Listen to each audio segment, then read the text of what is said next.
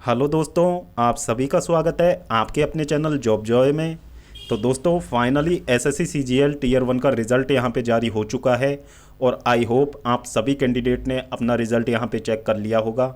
और दोस्तों जिन भी कैंडिडेट का यहाँ पे टीयर 2 के लिए सिलेक्शन हो गया है, जो टीयर 1 में शॉर्टलिस्ट कर लिए गए हैं, तो उन सभी कैंडिडेट को हमारी तरफ से बहुत बहुत शुभकामनाएं। और दोस्तों उम्मीद करते हैं, आशा करते हैं कि आप टीयर 2 में यहाँ पे अच्छे से मेहनत करें टीयर 2 के लिए, और टीयर 2 में फाइनली अच्छे स्कोर के साथ आप एग्ज़ाम को क्लियर करें, जिससे कि आपको एक गवर्नमेंट जॉब यहाँ पे मिल पाए। अब दोस्तों ये वीडियो इंपॉर्टेंट होने वाली है उन कैंडिडेट के लिए जो कि यहाँ पे सेलेक्ट नहीं हो पाए, जिन्होंने सारी साल भर जी तोड़ यहाँ पे मेहनत की, लेकिन दोस्तों कुछ नंबरों की वजह से या फिर नॉर्मलाइजेशन की वजह से जो भी कारण हो सकते हैं उनकी वजह से वो सेलेक्ट नहीं हो पाए। तो उन सभी कैंडिडेट के लिए यहाँ पे ये वीडियो इंपॉर्टेंट रहने वाली है। तो दोस्तों सबसे पहले तो बात कर लेते हैं कट ऑफ की। तो दोस्तों कट ऑफ जो कि बिल्कुल अनएक्सपेक्टेड था, जिसका किसी ने भी उम्मीद नहीं किया था, यहाँ पे वैसा कट ऑफ यहाँ पे चला गया है और एसएससी ने बिल्कुल अपने रिजल्ट से सबको यहाँ पे चौंका दिया है। और जैसा कि आप देख पा रहे हो, जो यूआर का कट ऑफ है 167 यहाँ पे जो जेएसओ पोस्ट के लिए यहाँ पे गया था, काफ़ी ज़्यादा हाई कट ऑफ अपने आप में, जबकि इतनी ज़्यादा वैकेंसीज इस बार हैं। फिर दोस्तों यहाँ पे बात कर ली जाए, जो एसआई ग्रेड 2 की पोस्ट के लिए 170 तक यहाँ पे कट ऑफ आपका चला गया है। तो ये देख सकते हो आप कि एग्ज़ाम का लेवल और कंपटीशन का लेवल आप यहाँ पे देख सकते हो कि किस तरीके का है। और दोस्तों जहाँ यहाँ पे कट ऑफ देखी जाए, जो तीसरी लिस्ट जो ऑल अदर पोस्ट के लिए जो कट ऑफ यहाँ पे जारी होती है, तो 153 यहाँ पे कट ऑफ चला गया। तो दोस्तों इतनी सारी वैकेंसीज़ होने के बावजूद, लगभग 17,500 इस समय वैकेंसीज़ हैं एसएससी सीजीएल 2024 में, 17,500 वैकेंसीज़ होने के बावजूद भी इतना ज़्यादा कट ऑफ चला जाना अपने आप में एक सोचने की बात है। और एसएससी को भी खुद से ये बात सोचनी चाहिए, क्योंकि दोस्तों जो चलो कंपटीशन का लेवल बढ़ा हुआ है वो चीज़ सभी मानते हैं, लेकिन दोस्तों इसमें दूसरी सबसे जो कट ऑफ ज़्यादा हाई जाने की सबसे बड़ा रीज़न क्या है, एसएससी का एग्ज़ाम लेवल। एसएससी को अपने एग्ज़ाम लेवल को थोड़ा सा सुधारने की यहाँ पे आवश्यकता है, क्योंकि दोस्तों एसएससी का जो लेवल है वो बिल्कुल भी यहाँ पे जो आप स्नातक स्तरीय जो एग्ज़ाम ले रहे हो, ग्रेजुएट लेवल की एग्ज़ाम ले रहे हो, उसमें इस तरीके का पेपर आप दे देते हो जिसमें कि 4 दिन मेहनत करने वाला कैंडिडेट और 1 साल मेहनत करने वाले कैंडिडेट के बीच में फ़र्क रह ही नहीं जाता बिल्कुल भी। क्योंकि दोस्तों 1 साल मेहनत करने वाला कैंडिडेट भी उतना ही स्कोर कर रहा है और 4 दिन मेहनत करने वाला कैंडिडेट भी उतना ही स्कोर कर रहा है। तो दोस्तों ये इनकी मेहनत के साथ में बिल्कुल भी यहाँ पे जस्टिफाई नहीं हुआ है एसएससी के लेवल के अकॉर्डिंग। तो दोस्तों सबसे बड़ी बात तो ये है कि कंपटीशन का लेवल तो जो स्टूडेंट तैयारी कर रहा है तो वो अच्छे से जानता है कि किस तरीके का कंपटीशन आज के टाइम में है और किस तरीके से मेहनत हमें करनी है, और दोस्तों वे करते भी हैं। लेकिन दोस्तों यहाँ पे एसएससी को भी अपने लेवल को यहाँ पे सुधारना चाहिए। एसएससी को यही पता नहीं है कि आपको एमटीएस लेवल का पेपर ग्रेजुएशन में देना है या फिर ग्रेजुएशन लेवल का पेपर आपको एमटीएस में देना है। तो इस तरीके के जो एसएससी यहाँ पे जो लेवल को यहाँ पे गिरा रहा है एग्ज़ाम के लेवल को, तो दोस्तों कट ऑफ हाई जाने का मेन कारण तो पहली बात तो यही है। दूसरा, एसएससी को अपने नॉर्मलाइजेशन फार्मूले में सुधार करने की आवश्यकता है। जिस तरीके से परसेंटाइल बेस्ड नॉर्मलाइजेशन फार्मूला अभी रेलवे लागू कर रहा है, तो उस तरीके का नॉर्मलाइजेशन फार्मूला यहाँ पे एसएससी को भी यूज़ करना चाहिए, जिससे कि इतनी ज़्यादा असमानताएं कट ऑफ में ना आए। क्योंकि दोस्तों इसमें कई कैंडिडेट ऐसे हैं जिनका स्कोर 130 यहाँ पे बन रहा था, और दोस्तों उनका जो आफ्टर नॉर्मलाइजेशन यहाँ पे 25-25 नंबर तक इंक्रीज़ हो गए, 30 नंबर तक यहाँ पे इंक्रीज़ हो गए। और लेकिन दोस्तों जो कैंडिडेट यहाँ पे 151 स्कोर करके बैठा हुआ था, तो दोस्तों वो यहाँ पे सेलेक्ट नहीं हो पाया है। तो दोस्तों ये नॉर्मलाइजेशन फॉर्मूला है, इसकी खामियां हैं कि इतनी ज़्यादा डिसिमिलरिटीज़ यहाँ पे देखने को मिलती हैं। तो एसएससी से यही हमारा अनुरोध है कि एक तो अपने जो एग्ज़ाम का लेवल आप वाकई में वैसा रखें जिस लेवल का आप एग्ज़ाम ले रहे हो, एक ऑफिसर रैंक के लिए आप एग्ज़ाम ले रहे हो तो एग्ज़ाम के लेवल को वैसा ही रखें। बाकी जो आपका नॉर्मलाइजेशन फार्मूला है इसमें भी सुधार की अपेक्षा आपसे रखते हैं, क्योंकि इसमें भी सुधार करने की बहुत ज़्यादा आवश्यकता है एसएससी को। क्योंकि दोस्तों ये स्टूडेंट्स की मेहनत के साथ बिल्कुल भी यहाँ पे बिल्कुल भी जस्टिफाई नहीं करता है, क्योंकि दोस्तों मेहनत करने वाले कैंडिडेट का फिर सिलेक्शन उनके लक के ऊपर डिपेंड करता है, और लक के ऊपर इतना ज़्यादा डिपेंड कर जाता है कि उनकी मेहनत का कोई मोल ही नहीं रहता है यहाँ पर। अब इसमें दोस्तों एक चीज़ यहाँ पे सीखने वाली क्या है कि जिन भी स्टूडेंट का सिलेक्शन नहीं हुआ, तो दोस्तों वो सभी स्टूडेंट यहाँ पे इस समय बहुत ज़्यादा दुख में भी हैं, बहुत ज़्यादा आक्रोश में भी हैं। तो दोस्तों अब आपको ये चीज़ें देखो, इसको आप ज़्यादा समय तक लेके बैठ नहीं सकते हो, क्योंकि दोस्तों आपको यहाँ पे जो एग्ज़ाम्स को, दोस्तों एग्ज़ाम में पास फेल होना यहाँ पे एक पार्ट होता है एग्ज़ाम का। या तो आप उसमें क्लियर हो जाते हो या फिर आपका सिलेक्शन नहीं होता है, दो चीज़ें होती हैं एग्ज़ाम में। तो दोस्तों इसको लेकर आप एक जगह पे रुक नहीं सकते हो, क्योंकि आपको जो फाइनली यदि आपको एक गवर्नमेंट जॉब लेनी है तो इस तरीके के उतार चढ़ाव का सामना आपको करना पड़ेगा।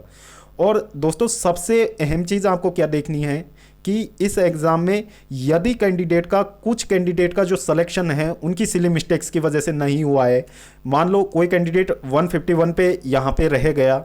अब दोस्तों उसको लग रहा है आंसर की, जब उसने मैच की थी तो उसने देखा रीजनिंग में उसके 4 सवाल यहाँ पे किसी कारण से, किसी भी कारण से, 1 या 2 सवाल भी लगा सकते हो आप, किसी कारण से उनकी लापरवाही की वजह से गलत हो गए। तो दोस्तों ये चीज़ें आपको खुद से आत्मविश्लेषण करने की ज़रूरत है, जिससे कि आप आगे जाके इन चीज़ों में सुधार कर पाओ। और दोस्तों कंपटीशन लेवल का तो आपको पता लग ही गया है कि कंपटीशन किस तरीके का है। तो इस चीज़ को आपको जहन में बिठाना होगा कि कंपटीशन बहुत ज़्यादा हाई है, और जिस तरीके से अभी का कंपटीशन है तो आपको थोड़ा और सुधार करने की आवश्यकता यहाँ पे है। अब दोस्तों यहाँ पे जो ये नॉर्मलाइजेशन फार्मूला, इनको साइड में रख दिया जाए तो बाकी जो कैंडिडेट यहाँ पे रुक गए हैं, अब उनको कुछ भी नहीं सूझ रहा है कि अब आगे किसकी तैयारी करें। जो कि CGL Tier 2 की तैयारी में लग गए थे, उन कैंडिडेट के लिए बहुत ज़्यादा यहाँ पे शौक वाली ये जो कट ऑफ है ये निकल के आई है, क्योंकि दोस्तों वो कैंडिडेट ऑलरेडी CGL Tier 2 की तैयारी करने लग गए थे और अच्छा खासा मॉक में भी स्कोर बना रहे थे और बहुत अच्छे से CGL Tier 2 की तैयारी कर रहे थे। लेकिन दोस्तों जब रिजल्ट आया तो उन्होंने पाया कि CGL Tier 1 क्लियर हुआ ही नहीं। तो ऐसे में कैंडिडेट को दुख होना स्वाभाविक है, उसकी उम्मीदें टूटना स्वाभाविक है। लेकिन दोस्तों इन चीज़ों से आपको आगे बढ़ना होगा। और अब आपको क्या करना चाहिए कि अब आपके पास में जो आपके इन फ्यूचर आपके जो नज़दीकी जो एग्ज़ाम हैं उन पे आपको फोकस करना चाहिए, क्योंकि दोस्तों ये चीज़ें आप ज़्यादा दिन लेके बैठोगे तो इसमें समय की बर्बादी होगी और आगे आने वाले एग्ज़ाम्स भी आपके बिगड़ सकते हैं। तो उन चीज़ों को ज़्यादा लेके बैठने से कोई मतलब नहीं है। आप इन चीज़ों से जल्दी बाहर निकलिए। और दोस्तों जो भी आगे आने वाली एग्ज़ाम्स हैं, आपकी रेलवे की जितने भी एग्ज़ाम्स हैं उन पे आप फोकस कीजिए। और दोस्तों CGL में जो इसका ऑफिशियल कैलेंडर यहाँ पे जारी हो चुका है, तो दोस्तों उसके अकॉर्डिंग CGL का जो फॉर्म है अप्रैल में आपका जो वापस फॉर्म स्टार्ट हो जाएंगे। तो दोस्तों आपको उसके लिए अभी से तैयारी करना चालू कर देना चाहिए। और दोस्तों अपनी तैयारी को आप CGL Tier 2 के लेवल पे इस बार लेके चलें, जिससे कि आने वाले समय में आप जो 1 या 2 नंबर से या फिर और भी कम नंबर से यहाँ पे सिलेक्शन नहीं हो पाया है तो वैसी स्थिति आपको आगे फेस ना करनी पड़े। और जो भी आपकी नज़दीकी एग्ज़ाम है उन पे आपको फोकस करना चाहिए, क्योंकि दोस्तों वैकेंसीज बहुत सारी हैं। यदि आपका किसी कारणवश यदि आप का लक आपके साथ नहीं रहा तो दोस्तों आपको उन चीज़ों को यहाँ पे भूल के आगे की एग्ज़ाम्स की तैयारी करनी चाहिए, क्योंकि दोस्तों जो लक फैक्टर है वो एक जगह आपको पीछे धकेल सकता है, लेकिन दोस्तों बार बार नहीं धकेल सकता। क्योंकि दोस्तों जो मेहनत करता है कैंडिडेट उसी की यहाँ पे जीत होती है, भले ही थोड़ी देर लगती है, उतार चढ़ावों का सामना सभी को करना पड़ता है। तो आपको बिल्कुल भी इस चीज़ से हताश नहीं होना है कि मेरा इस एग्ज़ाम में सिलेक्शन नहीं हुआ तो मैं पढ़ाई छोड़ दूंगा या फिर मैं गवर्नमेंट जॉब्स की प्रिपरेशन छोड़ दूंगा या मैं SSC लाइन को छोड़ दूंगा। तो दोस्तों ऐसा करना बिल्कुल भी समझदारी वाली बात नहीं है। तो जिन भी कैंडिडेट का सिलेक्शन नहीं हुआ है तो बिल्कुल भी निराश ना हो। आगे बहुत सारी एग्ज़ाम्स आपका वेट कर रही हैं, जिनमें कि आपका सिलेक्शन यदि आप मेहनत करेंगे तो दोस्तों उनमें आपका सिलेक्शन हो जाएगा निश्चित रूप से। तो आपको बिल्कुल भी निराश या मायूस होने की आवश्यकता बिल्कुल भी नहीं है। अपनी जो नज़दीकी एग्ज़ाम है उनमें जो आपके एग्ज़ाम की प्रिपरेशन स्ट्रेटजी में थोड़ी बहुत कमियां आपकी रह गई थी उनमें आप सुधार कीजिए, क्योंकि दोस्तों वही इंसान ज़िंदगी में सक्सेस होता है जो कि गलतियों से सीखते हुए अपने आप में सुधार करते हुए आगे बढ़ता है। तो दोस्तों आपको भी यही करना है कि आपसे यदि थोड़ी बहुत भी गलतियां यहाँ पे हुई हैं, आपकी तैयारी में थोड़ी बहुत खामियां आपकी रह गई हैं, तो उनको पूरा करते हुए आपके पास समय अच्छा खासा है, उनको पूरा करते हुए आपको यहाँ पे गलतियों को सुधार करते हुए आगे बढ़ना है, जिससे कि आप आगे आने वाली एग्ज़ाम में निश्चित रूप से सफलता यहाँ पे प्राप्त करेंगे। तो दोस्तों मेरा उन तमाम साथियों से यही कहना है जिनका सिलेक्शन नहीं हुआ है, तो अपनी जो आपका फेलियर है इसका फ्रस्ट्रेशन किसी पे ना निकालें, किसी भी यूट्यूब प्लेटफॉर्म पे जाके किसी भी चैनल को गाली ना दे, क्योंकि दोस्तों कट ऑफ चैनल वाले यहाँ पे डिसाइड नहीं करते हैं। और दोस्तों सभी जो एक्सपर्ट्स थे उनके अकॉर्डिंग यहाँ पे जितनी वैकेंसीज थी उसके अकॉर्डिंग यहाँ पे कट ऑफ आपका 140 से ऊपर किसी भी कंडीशन में नहीं जाने वाला था। लेकिन दोस्तों एसएससी के जो बदले हुए पैटर्न्स, जैसे कि एसएससी जो और एग्जाम्स में 11 गुना से ज़्यादा कैंडिडेट यहाँ पे क्वालिफाइड करता है टीयर 2 के लिए, और सीजीएल में वो 10 गुना कैंडिडेट भी यहाँ पे क्वालिफाई नहीं करवाता है। और यदि एसएससी ऐसा करता है तो एसएससी को अपने नोटिफिकेशन में ये चीज़ें क्लियरली मेंशन करनी चाहिए कि टीयर 2 के लिए 10 गुना कैंडिडेट शॉर्टलिस्ट किए जाएंगे या 9 गुना कैंडिडेट शॉर्टलिस्ट किए जाएंगे, ताकि कैंडिडेट यहाँ पे मिसलीड होने से बच सकें, ताकि कैंडिडेट यहाँ पे एग्जाम के बाद अपने रॉ स्कोर के बेसिस पे कैंडिडेट अपनी तैयारियों को अच्छे से कर पाए। एसएससी को ये चीज़ें भी यहाँ पे सुधार करनी चाहिए। जिस तरीके से रेलवे यहाँ पे अपने नोटिफिकेशन में मेंशन करता है कि सीबीटी 2 के लिए 15 गुना कैंडिडेट यहाँ पे सेलेक्ट किए जाएंगे, वैकेंसीज के 15 गुना। तो दोस्तों ऐसा ही कुछ एसएससी को करना चाहिए, क्योंकि एसएससी का ये जो उतार चढ़ाव वाला पैटर्न है ना, ये स्टूडेंट्स के लिए बहुत ही ज़्यादा गलत है। क्योंकि इसमें जो फिर जाके दोस्तों इसमें नोटिफिकेशन में एसएससी को ये चीज़ें मेंशन करके रखनी चाहिए, और इन चीज़ों में एसएससी को सुधार करने की आवश्यकता है। बाकी एसएससी अपने एंड पे जो काम कर रहा है, तो दोस्तों एसएससी को यहाँ पे सुधार की आवश्यकता है। अपने जो एंड पे एसएससी सब कुछ कर रहा है, जो सिलेक्शन प्रोसेस है उसमें। अब बाकी जिन भी कैंडिडेट का सिलेक्शन नहीं हुआ है तो बिल्कुल भी निराश ना हो। नियर फ्यूचर में आपके लिए बहुत सारी अपॉर्चुनिटीज़ हैं, उन पे आपको फोकस करना चाहिए।